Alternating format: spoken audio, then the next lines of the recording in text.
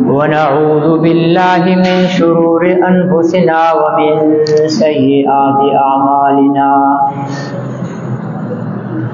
من يهده الله فلا مضل له ومن يضلله فلا هادي له ونشهد أن لا إله إلا الله وحده لا شريك له ونشهد أن سيدنا وسندنا وحبيبنا ونبينا ومولانا ومأوانا وملجانا محمدا عبده ورسوله أرسله بالحق بشيرا ونذيرا وداعيا إلى الله بإذنه وسراجا منيرا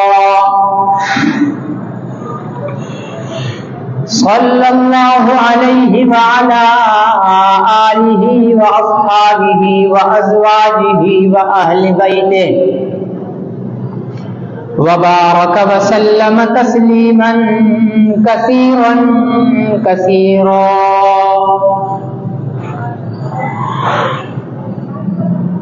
أما بعد فأعوذ بالله من الشيطان الرجيم بسم الله الرحمن الرحيم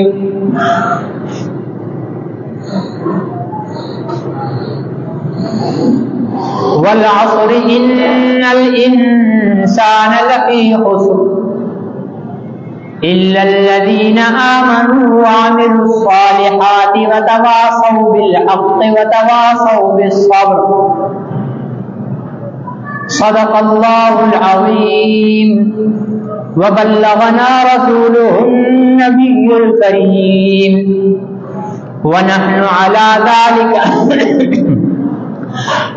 على ذلك لمن الشاهدين والشاكرين والحمد لله رب العالمين.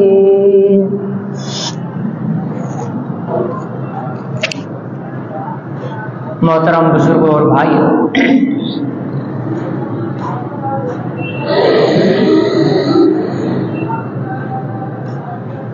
اللہ رب العزت نے انسان کی کامیابی دین اسلام کے اندر رکھی ہے، اور دین اسلام سے باہر خسارہ اور ناکامی اور نقصان ہے۔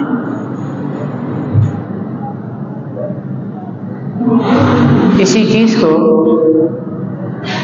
تلاوت کی گئی سورت کے اندر اللہ رب العزت نے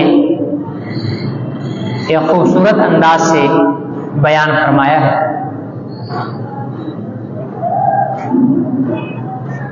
فرمایا کہ والعصر، قسم ہے زمانے کی، ان الانسان لفی خسر، تحقیق انسان خسارے میں ہے، انسان نقصان میں ہے، انسان ناکام ہے۔ الا الذین آمنوا، اب نقصان اور خسارے سے کون بچے گا؟ ناکامی سے کون محفوظ رہ سکتا ہے؟ خسارے سے کون محفوظ رہ سکتا ہے؟ فرمائے کہ الا الذین آمنوا، وہ لوگ جو ایمان لائے، مگر وہ لوگ جو ایمان لائے، وعملوا الصالحات، اور نیک اعمال کیے، وتواصوا بالحق، اور حق کی وصیت کی، وتواصوا بالصبر، اور صبر کی وصیت کی۔ یہ چار کام جو ہیں یہ انسان کو خسارے سے بچانے کے لیے ہیں، اور پورے کے پورے دین اسلام کا لب لباب، نچوڑ اور خلاصہ یہی چار باتیں ہیں۔ یہ چار کام جس نے کما حق کر دیے تو وہ انسان کبھی بھی نقصان اور خسارے میں نہیں ہوگا۔ اور یہ چیز بھی ذہن میں ہو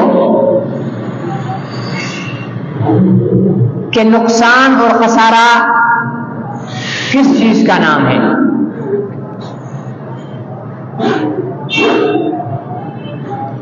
دنیا کا نقصان کوئی نقصان نہیں ہے، دنیا کا خسارہ کوئی خسارہ نہیں ہے،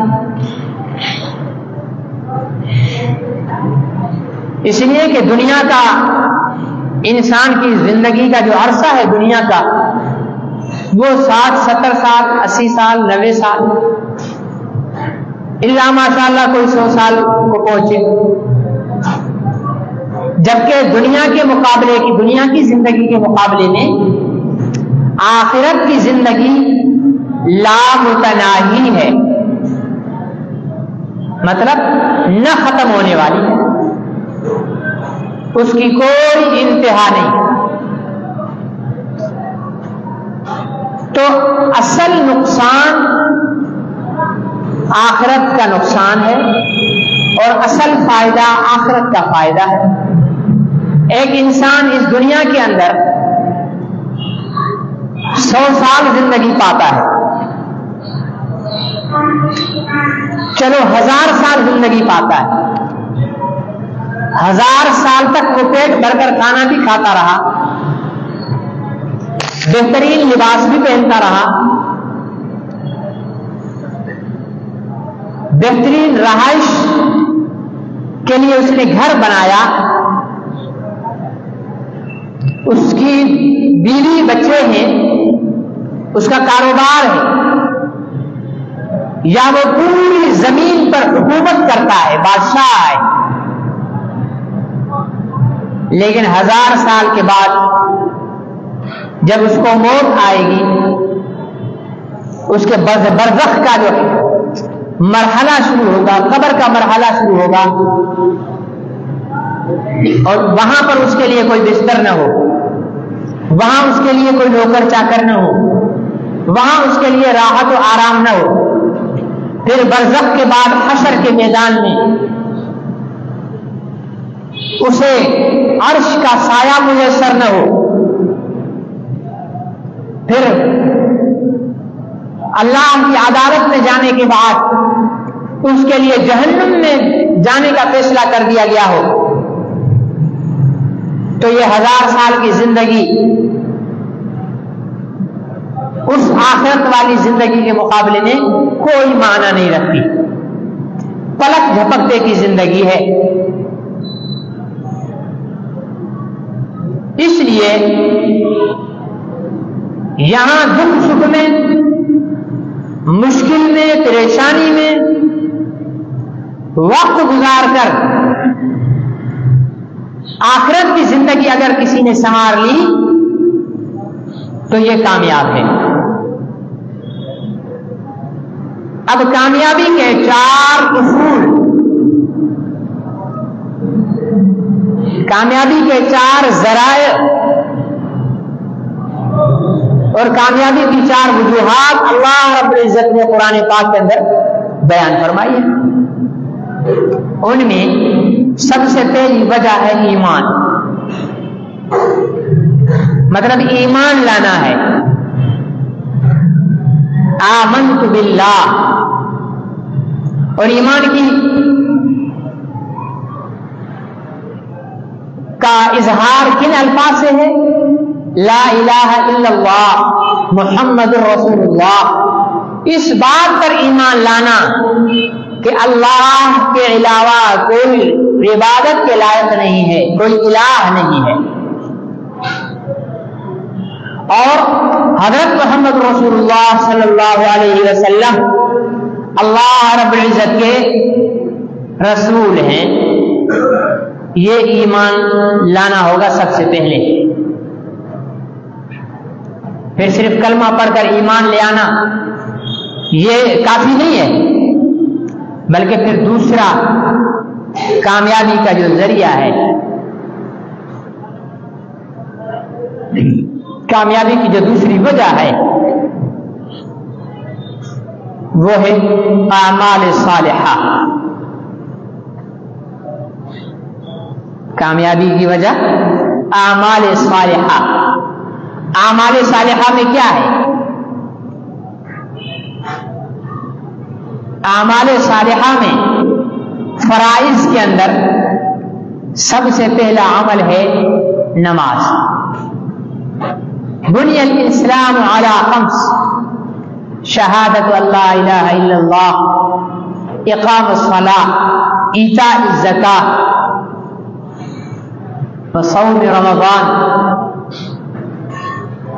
وحج البیت من استطاع الیہ سبیلا. ایمان لانے کے بعد سب سے پہلا جو عمل مسلمان کے اوپر لاگو کیا گیا ہے وہ ہے نماز. نماز یہ سب سے پہلا عمل ہے اور قرآن پاک کے اندر سب سے زیادہ نماز کی تاکید کی گئی ہے. اقیم الصلاۃ. اور پھر نماز کی جہاں تاکید کی گئی ہے وہاں یوں نہیں فرمایا ہے کہ نماز پڑھو. نماز پڑھنے کے لیے نہیں فرمایا. جہاں بھی فرمایا نماز قائم کرو.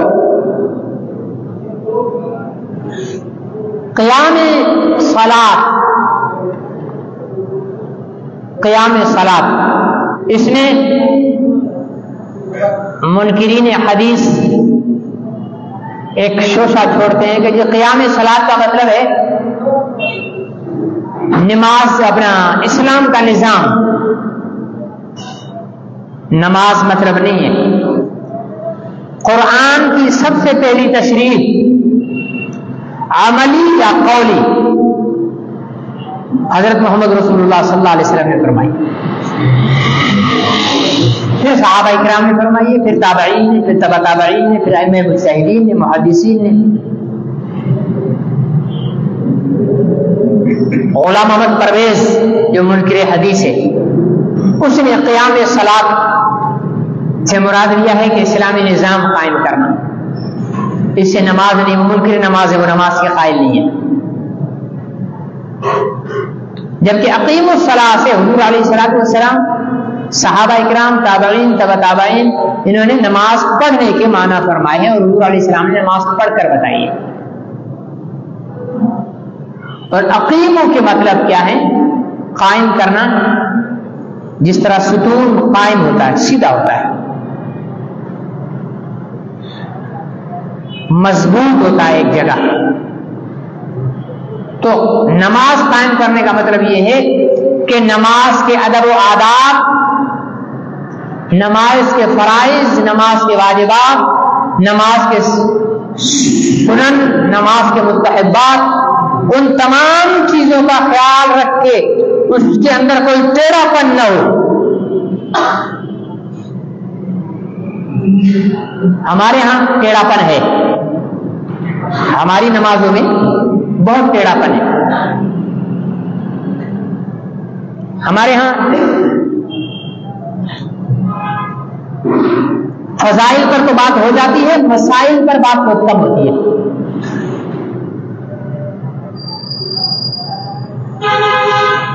مسائل میں کیا ہے کہ نماز پڑھنے کے اندر نماز کے فرائض کیا ہیں, نماز کے واجبات کیا ہیں, نماز کی سنتیں کیا ہیں, نماز کے مستحبات کیا ہیں. کون سی حرکت اگر نماز میں ہو گئی تو نماز ٹوٹ جائے گی,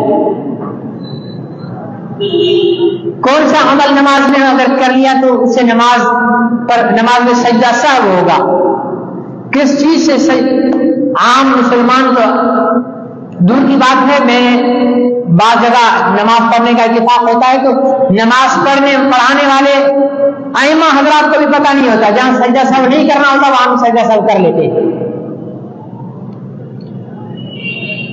میں نے ایک جگہ دیکھا, مسئلہ ہے کہ جب یہ قاعدے میں بندہ بیٹھا ہوا ہے اتحیات میں, اچھا دوسرا سجدہ کر کے اس نے بیٹھنا تھا پھر تیسری رکعت کے لیے کھڑا ہونا تھا، لیکن یہ تیسری رکعت کے لیے ابھی کھڑا ہونا ہی چاہ رہا تھا کہ مقتدی نے لقمہ دے دیا، لیٹ گیا. ایک صورت یہ ہے. دوسری صورت ہے کہ کھڑا ہو جا، کھڑے ہونے کے قریب ہے. جب آپ نیچے سے تحیات سے اٹھیں گے تو اس کی دو حیتیں ہوں گی، دو صورتیں ہوں گی.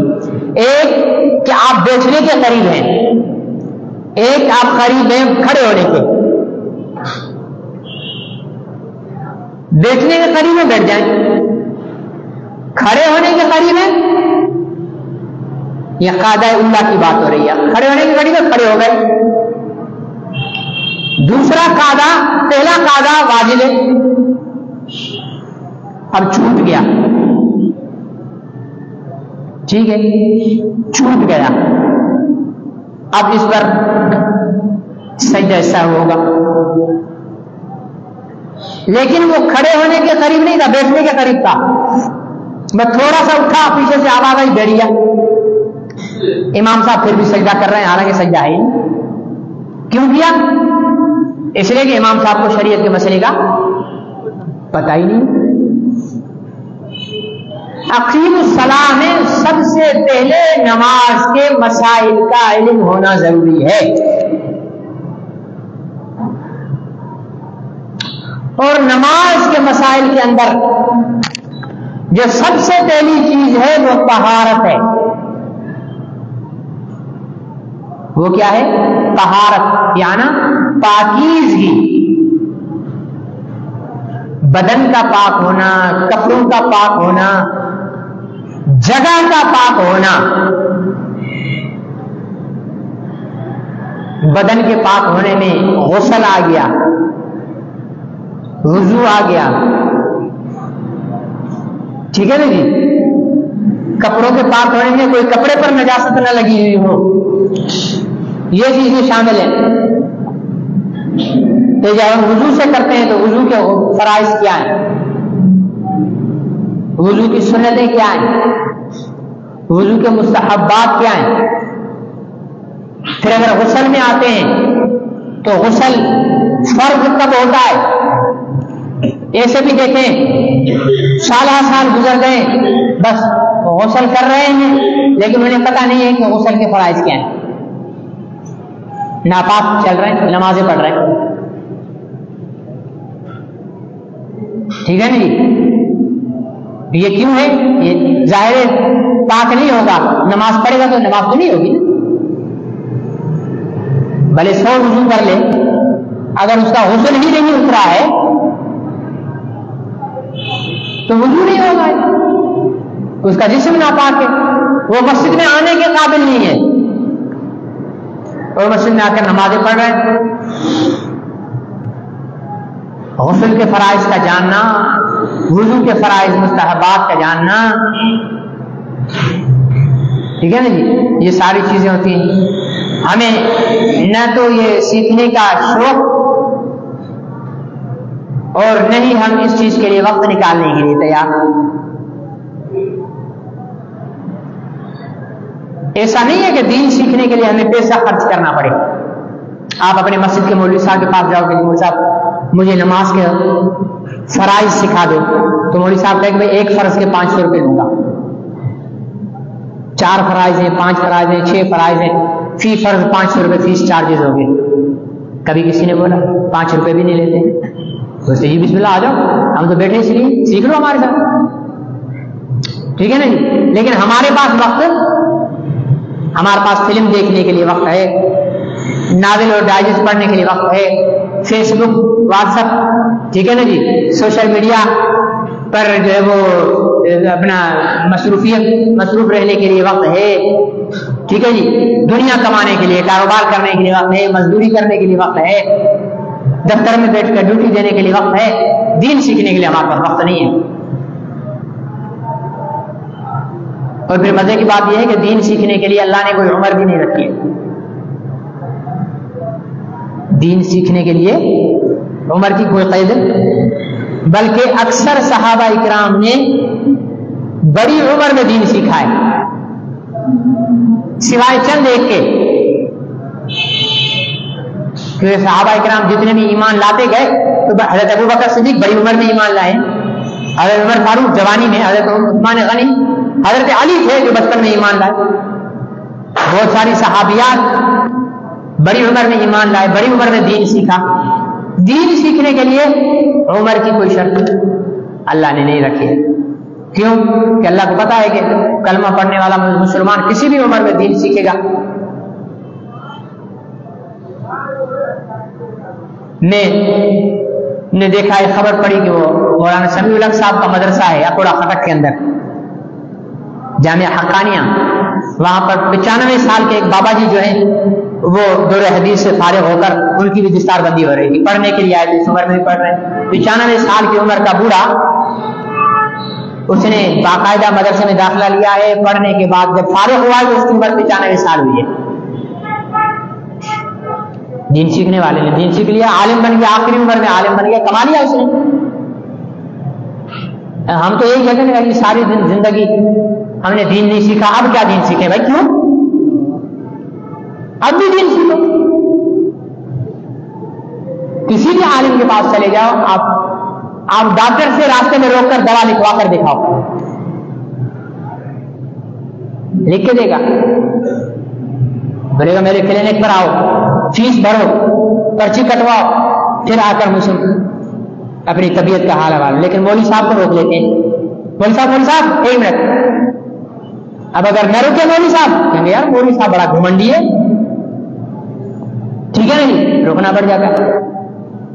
اب یہ نہیں سوچے گا کہ مولوی صاحب کس جلدی میں ہیں، مولوی صاحب اپنی زوجہ محترمہ کی دوائی لینے جا رہے ہیں، اپنی والد صاحب کی دوائی لینے جا رہے ہیں، یا کسی اور بیمار کی عیادت کے لیے جا رہے ہیں، کس جلدی میں ہیں، ان کے بعد وقت ہے نہیں ہے، وہ اپنا پنڈورا باکس کھول کر کھڑے ہو جائیں گے، مولوی صاحب یوں ہے یوں ہے یوں ہے یوں ہے، آدھا گھنٹہ ضائع کرنے کے بعد چھوٹا سا مسئلہ پوچھیں گے، لیکن مولوی صاحب پھر بھی ہنس کر مسکرا کر اس کو وہ مسئلہ کا جواب دے دیں گے۔ کبھی سنا آپ نے کہ جناب حالانکہ یہ اصول کے خلاف، یہ دین کی بے ادبی ہے راستے میں مسئلہ پوچھنا، کبھی بھی آپ نہیں پوچھا کرو کسی مولوی صاحب سے راستہ چلتے ہوئے مسئلہ، یہ دین کی بے ادبی ہے۔ پوچھنا ہے جہاں عالم کا دفتر ہے، جہاں مفتی صاحب کا دفتر ہے، ٹھیک ہے نا، جہاں وہ بیٹھے ہیں وہاں جاؤ اور وہاں جا کر دین سیکھو۔ اسے راستہ چلتے ہوئے آپ کو ٹیچر میتھ سکھائے گا، فزکس سکھائے گا، کیمسٹری سکھائے گا؟ نہیں، اس کے لیے اس کے بعد ٹیوشن لینا پڑے گا یا اس کے پاس کلاس میں جانا پڑے گا۔ تو نماز ہماری درست کب ہوگی؟ نماز ہم قائم کب کریں گے؟ جب ہمیں نماز کے مسائل آتے ہوں گے۔ اپنے گھر کی ٹوٹی ہم کس کر بند کرتے ہیں، یار روٹر چلائیں گے پانی ختم ہوگا، روٹر چلائیں گے تو بجلی کا بل زیادہ آئے گا، تاکہ ٹائٹ بچوں کو بولیں گے ٹوٹی ٹائٹ، اور یہاں وضو خانے میں آئیں گے ٹوٹی بند کر بیٹھے ہیں، بھائی کیا حال ہے، خیریت ہے، طبیعت ٹھیک ہے، سنا یار تیرا کاروبار کیسے جا رہا ہے، یہ تیرے باپ کا پانی بہ رہا ہے، کاروبار کی خبریں لے کر بیٹھا ہوا ہے دنیا پر، سارے دنیا جہان کا حساب کتاب مسجد کے وضو خانے میں بیٹھ کر اچھے خاصے دینداروں کو میں نے دیکھا ہے۔ حالانکہ وضو کے دوران بات کرنا ممنوع ہے، خلاف سنت، دعائیں پڑھو، اللہ کا ذکر کرو۔ یہاں تک ترغیب دی گئی ہے کہ دریا کے کنارے میں اگر تم وضو کر رہے ہو تو پانی کم سے کم استعمال کرو، کیونکہ اس کا بل ہم نے نہیں دینا ہوتا نا، مسجد کے روٹر کا بل ہم نے نہیں دینا ہوتا، اس لیے اڑاؤ، اپنے گھر کا ہوگا تو پھر بچائیں گے ہم۔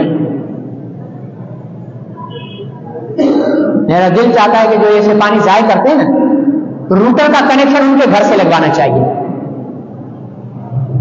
پھر وہ کھڑے ہوں گے آخری وضو کرنے والے تک، بھائی ذرا تھوڑا احتیاط سے یار، بھائی تھوڑا ذرا احتیاط سے یار، اس کا خون نکل سوکھ رہا ہوگا ایک ایک پانی پر۔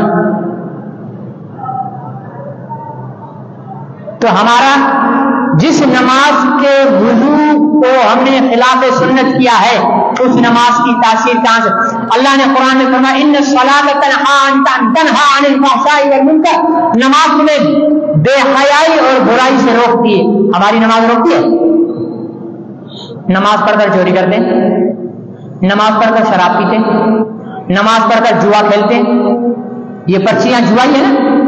کون سی تاریخ کو نکلتی ہیں یہ پرچیاں؟ 15 کو. ٹھیک ہے نا جی. پرچیاں نکلتی ہیں اور اس پہ پیسے لگاتے ہیں. یہ جوا حرام ہے. حرام صرف شراب نہیں ہے، جوا سے کمایا ہوا پیسے سے پانی خریدا، وہ پانی اور شراب دونوں ایک جیسے حرام ہے. سور کا گوشت اور حرام کے پیسے سے لیا ہوا بکری کا گوشت دونوں حرام ہے. لیکن نہیں، ہم سور کا حلم بھی حرام ہے اور وہی حاجی صاحب حرام کے پیسوں سے بکری کھا رہے ہیں حلال سمجھ کر.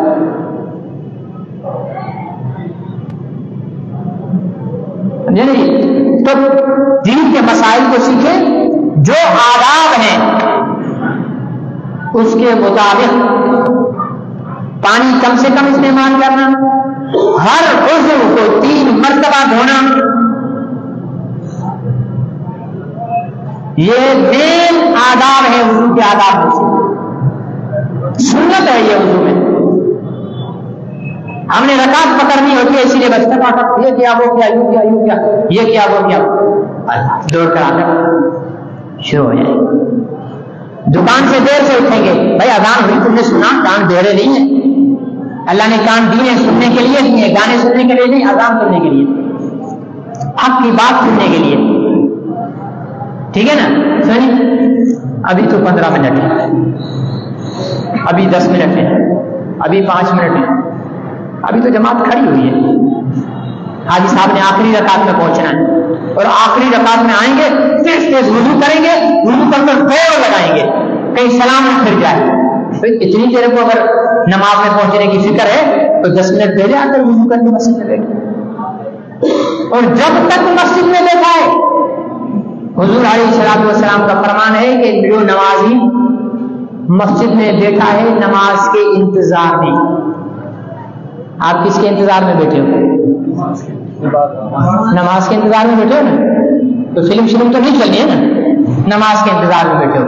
جتنی دیر بیٹھے ہو آپ کے عمل میں نماز رکھی جا رہی ہے، آپ کو ثواب نماز کا مل رہا ہے. حالانکہ نماز پڑھو گے آپ صرف 5 منٹ کے لیے یا زیادہ سے زیادہ 10 منٹ کے لیے، اور بیٹھے ہو آپ پونا گھنٹہ، آپ کو پورا گھنٹہ نماز کا ثواب ملے گا. اور ہماری عادت کیا ہوتی ہے؟ غلطی سے کبھی مولوی صاحب 1 منٹ لیٹ آ جائیں، ادھر اس نے پیپ کرنا ہے، ادھر ہمارے مولوی صاحب غیر ذمہ دار ہیں، ٹائم کے پابند نہیں ہے مولوی صاحب، ابھی تک نہیں آئے. 2:30 ہو گیا، 30 سیکنڈ ہو گیا، 30 سیکنڈ لیٹ کر دیے. یہ بول کون رہا ہے؟ جو اپنے بیٹے کی شادی میں کارڈ پر 10 روپے 10 بجے کا ٹائم لکھا تھا کھانے کا اور 1 بجے کھلا رہا ہے رات کے، وہ بول رہا ہے کہ مولوی صاحب نے 30 سیکنڈ دیر کیوں کی ہے، 1 منٹ دیر کیوں کی ہے. یہ وہ صاحب بول رہے ہیں. ہم سبھی اسی میں ہیں. ہمارے یہاں شادیاں ٹائم پر ہوتی ہیں، کھانا ٹائم پر ہوتا ہے. میں تو رات والی شادیوں میں جاتا ہی نہیں ہوں، معذرت کر لیتا ہوں پہلے سے. بھائی رات کی دعوت ہے؟ ہاں یہ رات کی دعوت ہے، بھائی میری معذرت. اس لیے کہ چلو دن میں تو لیٹ بندہ برداشت کر سکتا ہے، لیکن رات والی لیٹ جو ہے اپنا نیند خراب کرنا ہے. اور میری عادت ہے الحمدللہ کہ اگر کانفرنس ہو، پروگرام ہو دینی، تو اس کے علاوہ عشاء کی نماز پڑھ کے سو جانا ہے. شادی میں جاؤ تو 3 گھنٹے 4 گھنٹے بیٹھے ہوئے، بہت زیادہ کوئی اصرار کرتا ہے اسے کہہ دیتا ہوں کہ میں آؤں گا وہاں حاضری لگا کر آپ سے ملاقات کر کے واپس چلا جاؤں گا. آپ کے نہ کھانے کا انتظار کروں گا، نہ بارات کا انتظار کروں گا، نہ کسی چیز کا انتظار کروں گا. تو جو قوم 9 بجے والا کھانا شادی ہال میں 12 بجے کھاتی ہے، وہ قوم امام صاحب کے 1 منٹ لیٹ آنے پر پیسے ہیں. مولوی صاحب پابند نہیں ہے بھائی، مولوی صاحب پابند نہیں ہے یہ نماز، ٹائم کی پابندی نہیں کرتے مولوی صاحب. مولوی صاحب تو اسرائیل ہے، ٹائم کی پابندی تو اسرائیل کرتا ہے. ٹائم کی پابندی کون کرتا ہے؟ اسرائیل کرتا ہے. پھر مولوی صاحب کو اسرائیل مانو، تمہاری روحیں نکالے. وہ نہ 1 منٹ آگے جائے گا نہ 1 منٹ پیچھے جائے گا. جو ٹائم مقرر ہے روح قبض، تاکہ مولوی صاحب تو بھائی انسان ہے. کبھی دیر سویر ہو جاتی ہے، کبھی آگے پیچھے ہو جاتا ہے. تو نماز کے آداب میں ہے مسجد میں آؤ اطمینان سے بیٹھو. اور حضور علیہ السلام نے فرمایا نا مومن مسجد کے اندر ایسے ہوتا ہے پرسکون جیسے پانی کے اندر مچھلی. مچھلی کے پانی میں سکون آتا ہے یا بے سکونی؟ سکون آتا ہے. سب نہیں بول رہے سکون آتا ہے. اور فرمایا کہ منافق مسجد کے اندر ایسے ہوتا ہے جیسے پرندہ پنجرے کے اندر. پرندے کو پکڑو پنجرے کے اندر ڈالو، کیا کرے گا؟ ادھر سر مارے گا ادھر سر مارے گا، چپ کر کے نہیں بیٹھے گا. ٹھیک ہے نا جی؟ ہم مسجد میں آنے سے پہلے ہی سب میں ایسی جگہ ڈھونڈیں گے جہاں سے سلام پھیر کر بھاگنے میں آسانی ہو. پہلے ہی ہم اتار کر رکھیں گے. اچھے خاصے دیکھ نمازی، ٹھیک ہے نا جی، کنارے پر سائڈ پر آ کر بیٹھیں گے، سلام پھیر کر بھاگنے میں سہولت ہو جائے گی. میرے نبی نے تو کھول کر بتا دیا بھائی مجھے کسی کو منافق کہنے یا مومن کہنے کی ضرورت نہیں ہے. میں نبی کے فرمان پر اپنے آپ کو پرکھ لوں. اگر مجھے مسجد میں سکون آ رہا ہے تو میں مومن ہوں، اگر میں بے قرار ہوں تو منافق ہوں. چاہے میری اتنی بڑی داڑھی ہو، اتنا بڑا پگڑا ہو، چاہے پیشانی پر سجدے کر کر کے جو ہے وہ کھڈے بن چکے ہوں، لیکن اگر مسجد میں میں بے چین ہوں تو مجھ سے بڑا منافق کوئی نہیں. میرے نبی کا فرمان ہے. لیکن مسجد میں مجھے قرار ہے، سکون ہے، اطمینان ہے. اللہ کا شکر کروں گا یا اللہ تیرے نبی کے فرمان کے مطابق میں منافقوں میں سے نہیں ہوں، میں مومن ہوں کہ مجھے مسجد میں قرار ہے. سلام پھیر کر بھاگنا یہ سکون کی نشانی ہے یا بے قراری کی نشانی ہے؟ بولتے نہیں ہو. بہتوں کا ارادہ ہوگا نا سلام پھیر کر جانے کا، اس لیے نہیں بول رہے ہوں گے. سلام پھیر کر جلدی سے بھاگنا یہ بے قراری کی نشانی ہے یا قرار کی نشانی ہے؟ بے قراری کی نشانی. اور نماز پر ہمارا تو ماشاءاللہ کیا مقتدی کیا امام، سب کا حال برا. ٹھیک ہے نا جی؟ سلام پھیریں گے اور بھاگیں گے اور ملتا کیا؟ کچھ بھی نہیں ملتا ہے. باہر مسجد سے نکلتے روڈ پر ایک دوست مل گیا، دوسرا دوست مل گیا، تیسرا. جب تک گھر پہنچے وہ جو سکون سے بیٹھا ہوا مومن ہے نا وہ بھی نماز پڑھ کے فارغ ہو چکا ہوتا ہے. صرف شیطان کی ایک وہ ہوتی ہے چال ہوتی ہے مسلمان کو مسجد سے نکالنے کی. اپنے دلوں کو، اپنے قلوب کو، اپنے دماغوں کو مسجد میں پھنسا کر رکھو. اللہ کی سب سے قابل نفرت زمین بازار ہے. نبی کا فرمان ہے سب سے قابل نفرت زمین بازار ہے اور سب سے قابل محبت زمین مسجد ہے. اب فیصلہ تمہیں اور میں نے کرنا ہے کہ مجھے اللہ کی نفرت والی چیز میں مزہ آ رہا ہے یا اللہ کی محبت والی چیز میں مزہ آ رہا ہے. صحابہ اکرام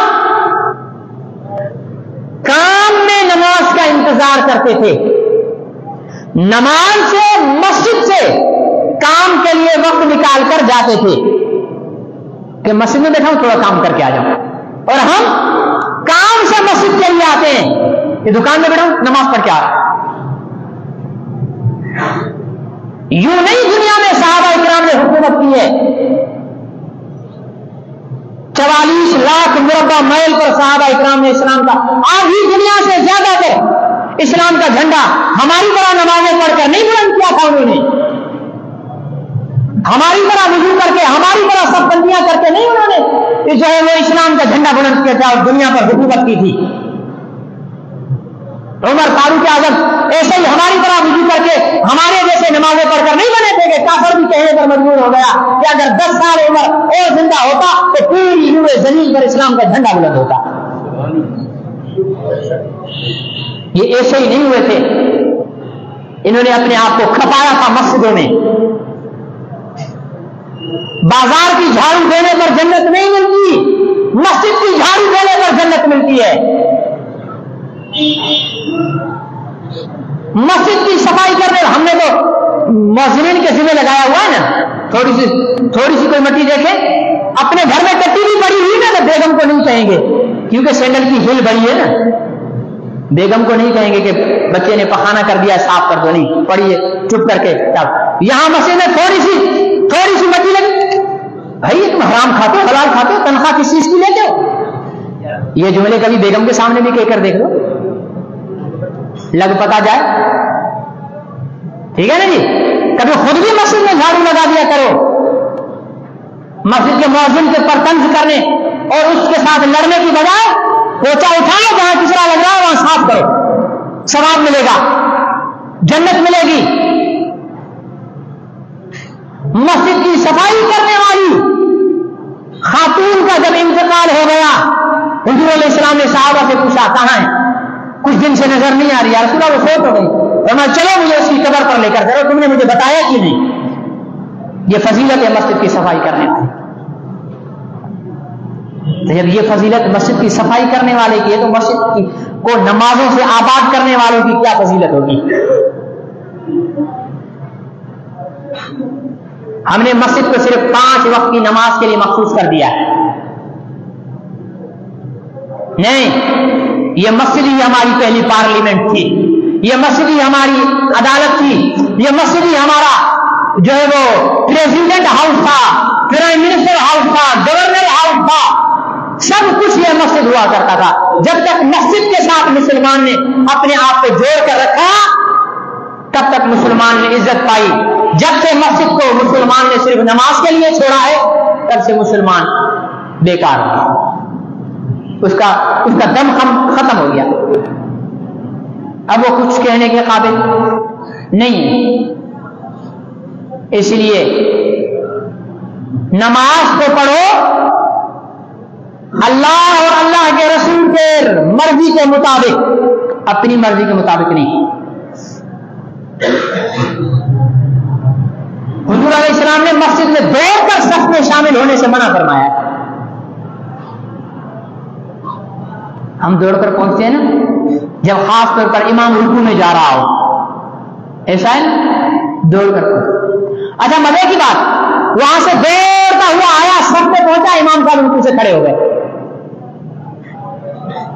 اب یہ کھڑا ہوا، اب یہ کیا کر رہا؟ کھڑا ہوا۔ بھائی اتنا دوڑ کے آئے، چلو رکوع سے اٹھے نا، نماز سے تو نہیں نکلے نا، نماز تو چل رہی ہے نا، تو نیت باندھ کے کھڑا ہوگا؟ نہیں، اب یہ کھڑا رہے گا، انتظار کرے گا، دیکھوں یہ پہلی رکعت ہے، دوسری رکعت ہے، امام اتحیات میں بیٹھتا ہے یا کھڑا ہوتا ہے۔ پھر اتحیات میں بھی اگر بیٹھا ہے نا پھر بھی نیت نہیں باندھے گا، دیکھے گا اتحیات جتنی دیر کہ یہ دوسری رکعت کا اتحیات ہے یا آخری رکعت کا اتحیات ہے۔ جب یقین ہو جائے گا اتحیات اب لمبا ہو گیا پھر نیت باندھے گا۔ یہ ہماری نماز ہے۔ فرمایا کہ جو رکعت تو نکل گئی، رکوع سے اٹھنے کے بعد رکعت نکل گئی، لیکن اگر اس رکعت کا ثواب پانا چاہتے ہو نا تو نیت باندھ کے سجدے میں شامل ہو جاؤ، اس رکعت کا ثواب مل جائے گا تمہیں۔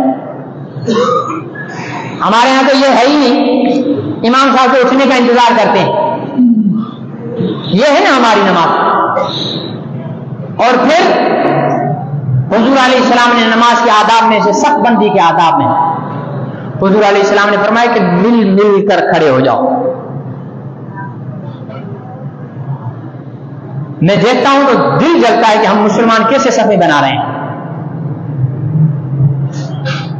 ایک صف کے اندر اگر ہم سنت کے مطابق کھڑے ہو تو اس صف کے اندر اگر ہم 50 آدمی کھڑے ہو سکتے ہیں تو ہم خلاف سنت اس میں 40 کھڑے ہوتے ہیں۔ تھوڑا تھوڑا خلا ہر آدمی کے درمیان چھوڑتے جاتے ہیں، اس پورے کو ملایا جائے تو 10 آدمی وہاں پہ ہو سکتے ہیں، لیکن ہم خیال نہیں کرتے۔ ہماری صف حضور کی سنت کے خلاف ہے۔ پھر کہتے ہیں جی نماز تو پوری پڑھتا ہوں پھر بھی پریشان ہوں۔ پوری تو پڑھتا ہے لیکن سنت کے ساتھ تو پڑھ، نبی کے طریقے کے مطابق تو پڑھ۔ تیری صف میں جگہ خالی، تیری صف کی ترتیب الٹی۔ کہتا نماز پڑھتا ہوں لیکن برکت نہیں ہو رہی۔ کھانسی کا شربت پیے، ساتھ مونگ پھلی کھا کر ٹھنڈا پانی پیے، کھانسی کا شربت فائدہ کرے گا؟ بولو ہاں۔ پھر بولو یار یہ شربت لگتا ہے جعلی ہے۔ شربت جعلی نہیں ہے، تو جعلی ہے، تو بیوقوف اور احمق ہے۔ تو نے شربت کو شربت کے اصول کے مطابق نہیں کیا، پرہیز نہیں کی، نماز کو نبی کے طریقے کے مطابق پڑھ، پرہیز کر، جھوٹ بولنے سے پرہیز کر، زنا کرنے سے پرہیز کر، شراب نوشی سے پرہیز کر، سود خوری سے پرہیز کر، غیبت کرنے سے پرہیز کر، تہمت لگانے سے پرہیز کر، اپنی نظر کو غلط استعمال کرنے سے پرہیز کر، اپنے کانوں کو غلط باتیں سننے سے پرہیز کر، اپنی زبان کو غلط بات بولنے سے پرہیز کر، اپنے پیٹ کو حرام سے پرہیز کر، پھر نماز پڑھ، وہ بھی نبی کے طریقے کے مطابق پڑھ، پھر تیری زندگی میں انقلاب نہ آئے، راشن بدلی کے سر پہ جوتے مار۔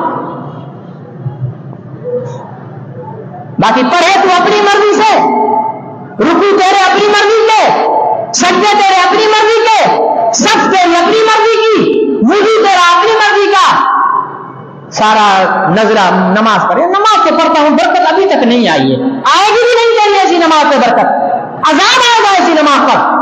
جو نبی نماز تو پڑھے لیکن نبی کے سنت کے طور پر پڑھے، وہ نماز عذاب کا سبب بنے گی، وہ رحمت کا سبب نہیں بنے گی، وہ برکت کا سبب نہیں بنے گی۔ اس لیے ارادہ کر لو کہ ہم انشاءاللہ اللہ کے حکم نماز کو نبی کے بتائے ہوئے طریقے کے مطابق پڑھیں گے۔ اب انشاءاللہ سب نہیں بولے، ناراض ہو گئے بھائی، ہم تو چوکی دار ہیں، مولوی چوکی دار ہوتا ہے، ٹھیک ہے نا جی، رات کو بھلے اس کا چلانا اچھا لگے نہ لگے، لیکن چوکیدار کا کام چلانا ہے، شور بچانا ہے۔ ایک رات کو چوکیدار آواز دینے لگائے، صبح کو سارے چوکیدار کو بولیں گے کہاں مر گیا تھا، کہاں دفع ہو گیا تھا، حرام کھاتا ہے، رات آوازیں نہیں آئی تیری، بولتے نہیں بولتے؟